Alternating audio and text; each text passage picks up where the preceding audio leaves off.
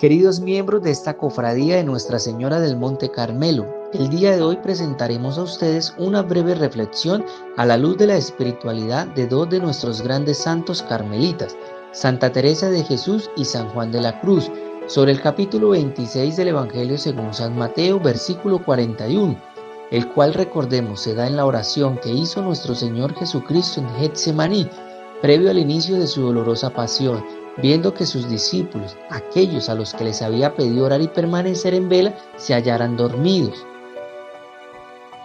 Velad y orad para que no caigáis en tentación, que el espíritu está pronto, pero la carne es débil.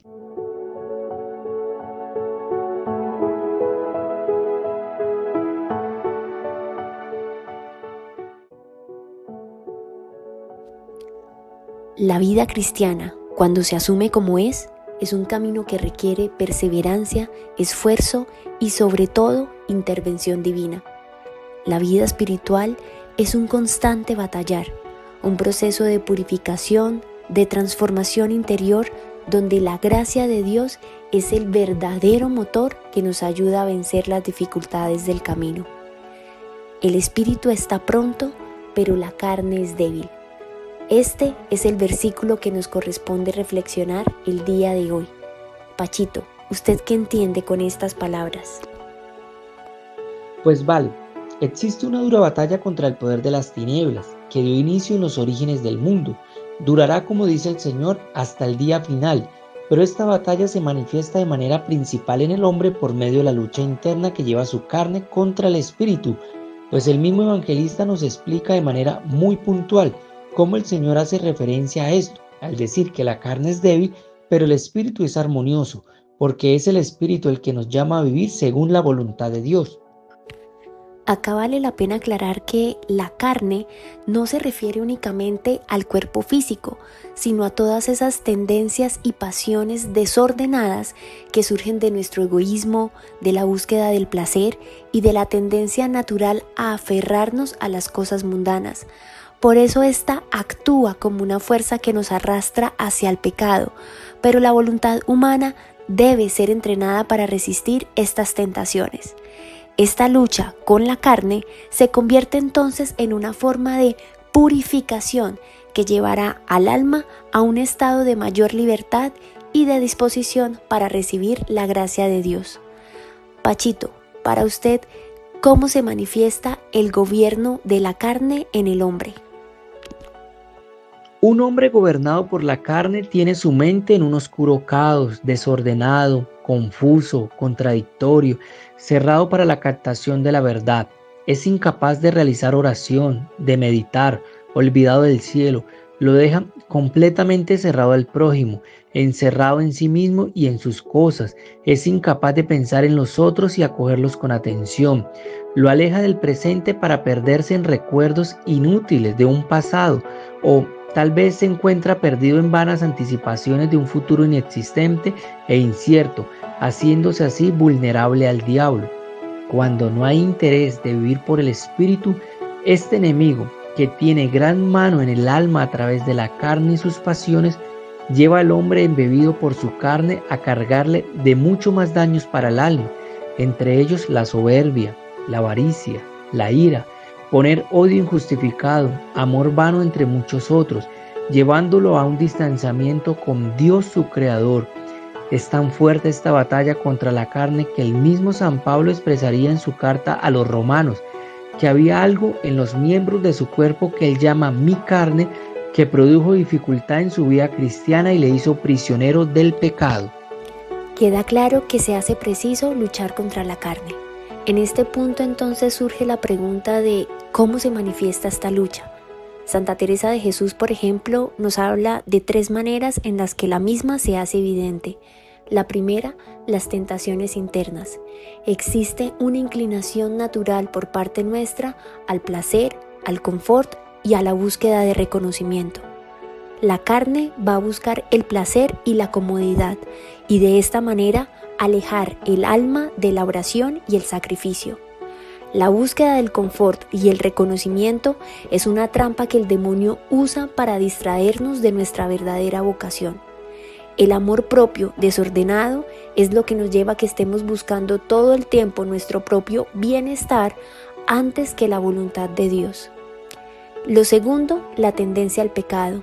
Aquí debemos luchar contra nuestros vicios.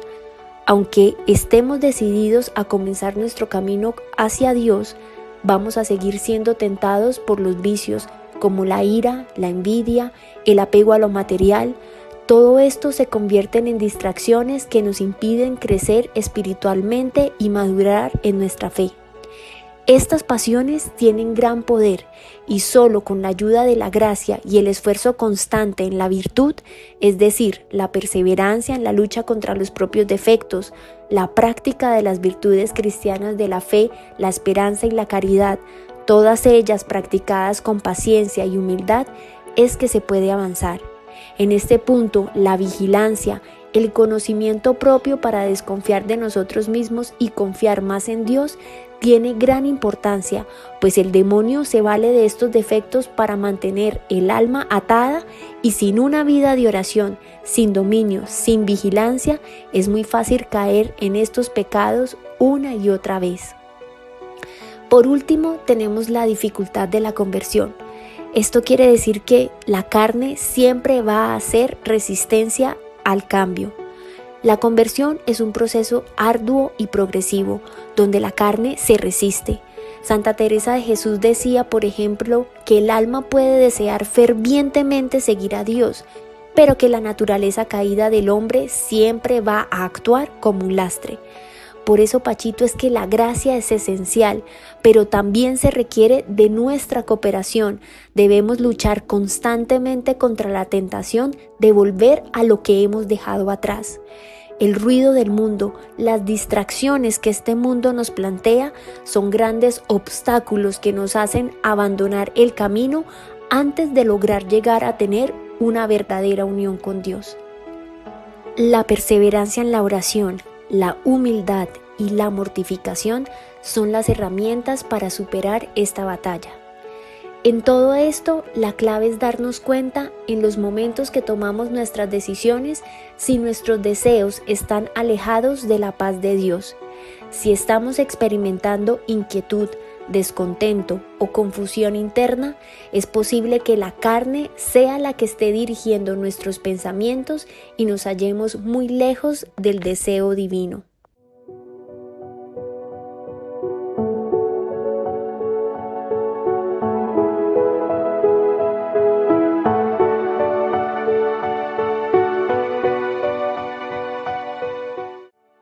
Vale, sin embargo, nuestra esperanza como cristianos es el poder vencer las tentaciones de nuestra carne, que nos impiden tener una vida digna ante nuestro Señor.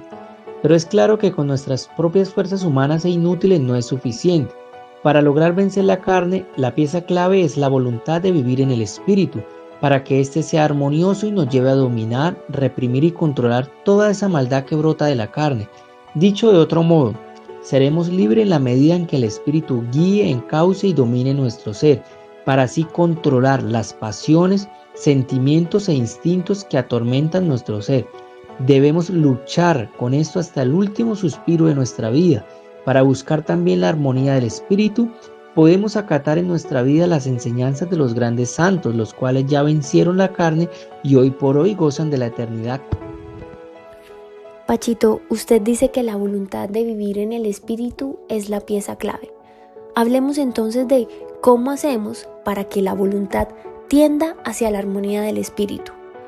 Nosotros conocemos que la voluntad es una facultad que, si se orienta hacia Dios, puede transformar todo el ser del alma, que es la facultad del alma que decide, que elige, que ésta debe ser libre y decidida en su entrega a Dios, que debe ser disciplinada y orientada por la gracia para que no siga a la caprichosa carne, que es la voluntad la que decide en última instancia cuál va a ser la dirección de nuestra vida eterna.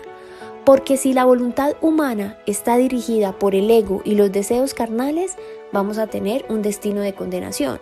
Pero si logramos que ésta se oriente hacia Dios, que es el fin último de nuestra alma, vamos a tener un destino de salvación. Sin una voluntad decidida por Dios es imposible avanzar en el camino de la santidad.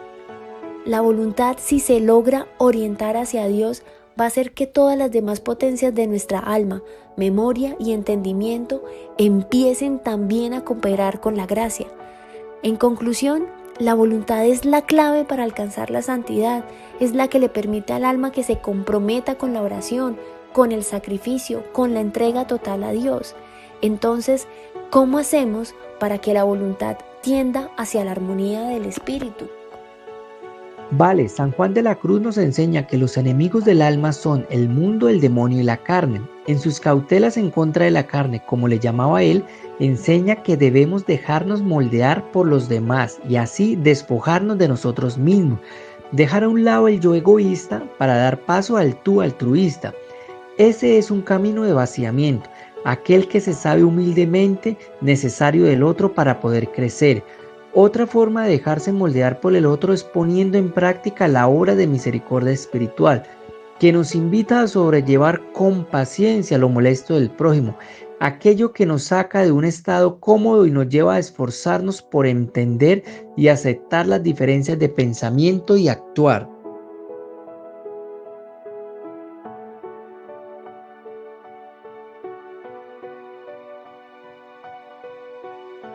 Otra cautela que nos ayuda a mantener el espíritu armonioso es jamás dejar de obrar el bien.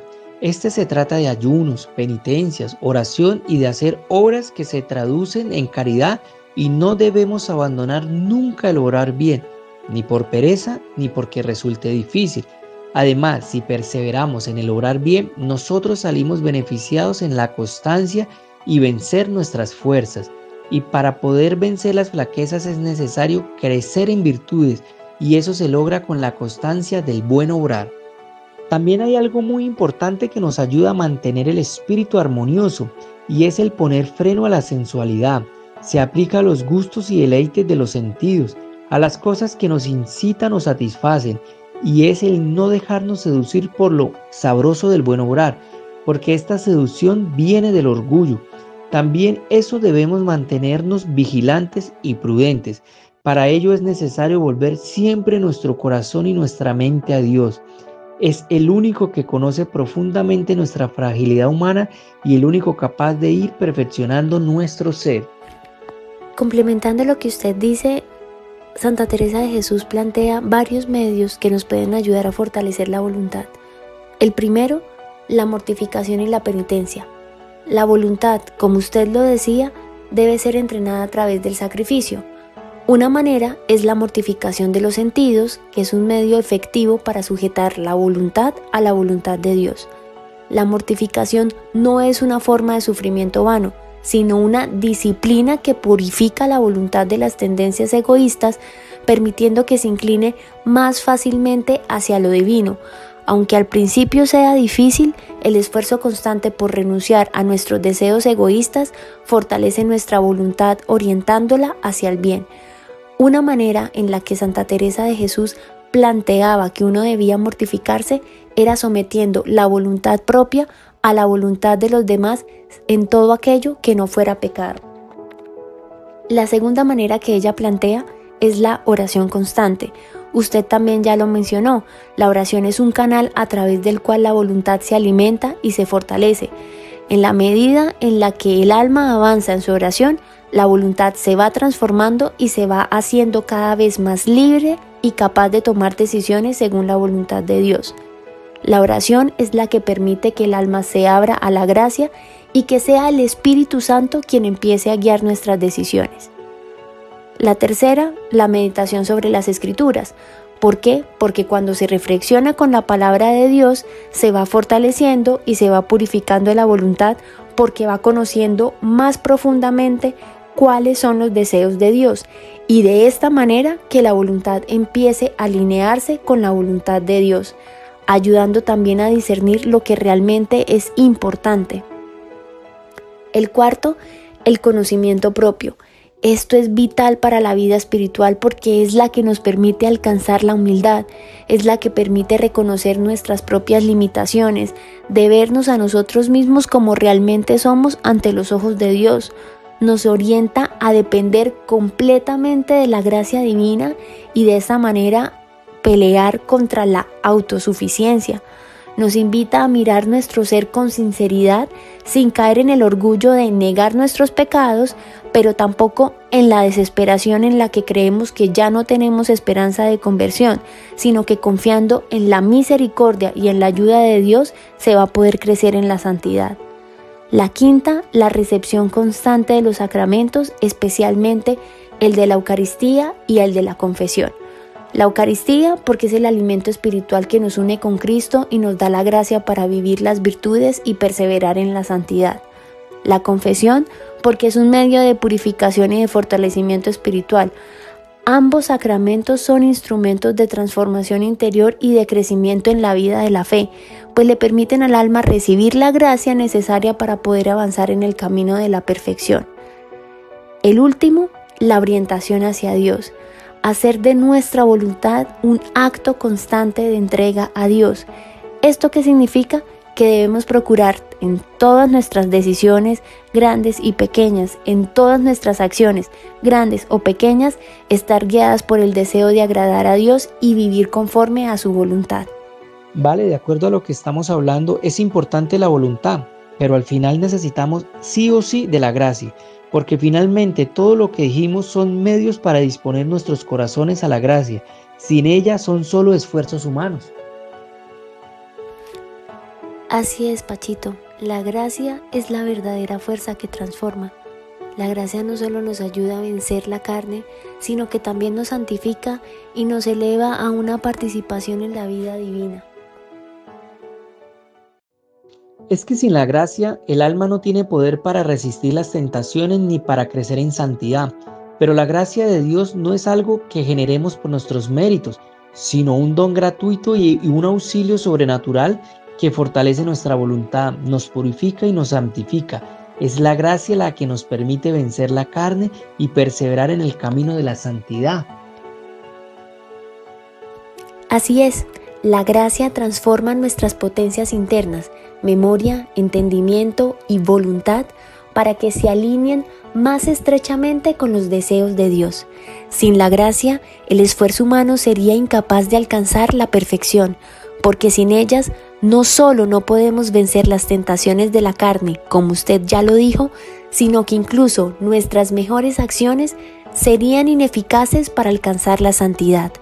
La gracia es la que al final nos capacita para actuar según la voluntad de Dios. Y además es un don gratuito de Dios que se ofrece generosamente a todos los que se disponen a recibirla. A través de la humildad, el alma se abre a la gracia y la oración constante es el medio del cual la gracia fluye abundantemente. Pero nuestra fidelidad en recibir la gracia es lo que nos lleva a la perfección. Es la gracia la que permite que el alma crezca y madure, sin la cual el esfuerzo humano sería en vano. En conclusión, la lucha contra la carne, la orientación de la voluntad hacia el espíritu y la recepción de la gracia son los pilares fundamentales para la vida espiritual. La gracia es la fuerza que nos anima y nos santifica, pero esta gracia no actúa de manera pasiva, sino que requiere de nuestra disposición y colaboración. Sí, vale, este camino de lucha, oración y transformación no es fácil, pero Santa Teresa de Jesús y San Juan de la Cruz, hermanos mayores nuestros, nos animan y nos recuerdan que la victoria está asegurada para aquellos que perseveran en la gracia y buscan la armonía con el Espíritu. Si seguimos estos principios con humildad y paciencia, podremos superar las tentaciones de la carne y acercarnos cada vez más a la perfección cristiana, donde el alma vive en completa unión con Dios. Vale, muchísimas gracias por esta reflexión y permita a Dios que la podamos hacer vida en nosotros y la llevemos a la práctica, porque el Señor siempre da la gracia al que la quiere.